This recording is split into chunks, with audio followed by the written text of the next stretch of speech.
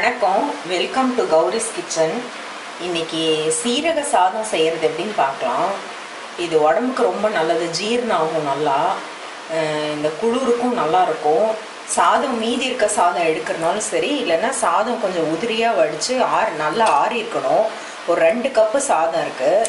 நல்லெண்ணெய் நல்லாயிருக்கும் தாளிக்கிறதுக்கு. நீங்கள் சன்ஃப்ளவர் ஆயில் கூட யூஸ் பண்ணிக்கலாம். 2 வரமிளகாய் சின்னதாக மட்டும் உடச்சி வச்சுருக்கேன். கருவேப்பிலை கொஞ்சம், பொடி பண்ணுறதுக்கு சீரகம், கொஞ்சமாக மிளகு, தாளிக்கிறதுக்கு கடுகு, கடலைப்பருப்பு, உளுத்தம்பருப்பு, உப்பு தேவையானது. அதெல்லாம் எண்ணெய் ஊற்றாமல் சீரகம் மிளகு பொடி பண்ணணும் ஃப்ரெஷ்ஷாக. ஏற்கனவே சீரக பொடி இருந்தால் கூட இது ஃப்ரெஷ்ஷாக பண்ணி, அதுவும் நைஸாக இல்லாமல் கொஞ்சம் கோர்ஸாக பண்ணால் தான் நல்லாயிருக்கும். சும்மா ஒரு இவ்வளோ 1/4 ஸ்பூன் மிளகு மட்டும் போட்டுக்கிறேன். இதில்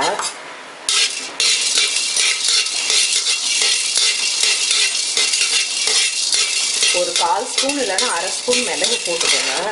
சீரகம் 1 ஸ்பூன் போட்டுக்கலாம்.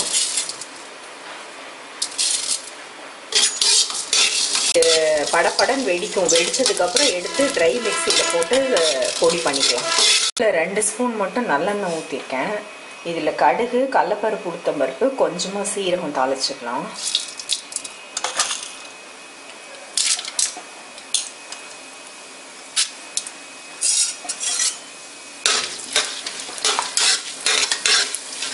இது ஒரு 1/2 டம்ளர் சாதத்துக்கு இந்த அளவு.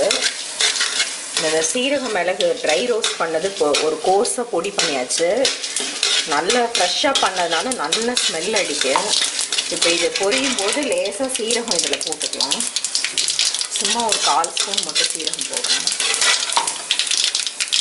இப்போ அந்த வரமிளகாயும் கருவேப்பிலையும் இது பொரிஞ்சோடனே இந்த சீரக பொடியை ஸ்லோவில் வச்சுருங்க அடுப்பை. சீரக பொடி ஆட் பண்ணிக்கலாம்.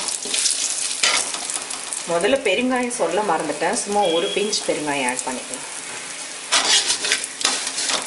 இது இப்போ அடுப்பு நல்லா சிம்மில் இருக்குது. ஆஃப் பண்ணிக்கலாம். அடுப்பை ஆஃப் பண்ணிட்டேன். இப்போ சாதத்தை நல்லா இருக்கணும். சாதம் கொஞ்சம் உதிரியாக இருக்கணும். இந்த மாதிரி கலர் இதுக்கலாம். இப்போ இந்த சாதத்தில் உப்பு இல்லாமல் தான் நம்ம சமைச்சிருக்கோம். இதுக்கு தேவையான அளவு உப்பு போட்டுக்கலாம். நீங்கள் நல்லா மிக்ஸ் பண்ணி பார்த்துட்டு மறுபடியும் தேவைப்பட்டால் கூட நீங்கள் உப்பு போட்டுக்கலாம். மிக்ஸ் பண்ணிவிட்டு டேஸ்ட் பண்ணிடுங்க. உப்பு தேவைப்பட்டால் மறுபடியும் போட்டுக்கலாம். காரம் இதுவே போதும். அந்த ஜீரகத்தில் இருக்க மனம், அந்த 1/2 ஸ்பூன் மிளகுல இருக்க லேசான காரம், அந்த 2 வரமிளகாய் போட்டிருக்கோம். இப்போ அடுப்பை மறுபடியும் கொஞ்சம் ஆன் பண்ணி லேசாக அந்த சாதம் சூடாகி அந்த மசாலாலாம் உள்ளே ஏறுற வரைக்கும் கொஞ்சம் மீடியம் ஃப்ளேமாக வச்சு 1 நிமிஷம் 2 நிமிஷம் சாதத்தை வதக்கிக்கோங்க. இப்போ 2 நிமிஷம் மீடியமாக வச்சு கலர்னதில் நல்லா சாதம் சூடாயிடுச்சு. உப்பு காரம் எல்லாமே கரெக்டாக இருக்குது. இது நல்லா இந்த குளிர் காலத்துக்கு சாப்பிட்றதுக்கும் நல்லாயிருக்கும். இது உடம்புக்கும் நல்லது, நல்லா ஜீரணாகும், நல்லா மணமாக இருக்கும் இந்த சாதம்.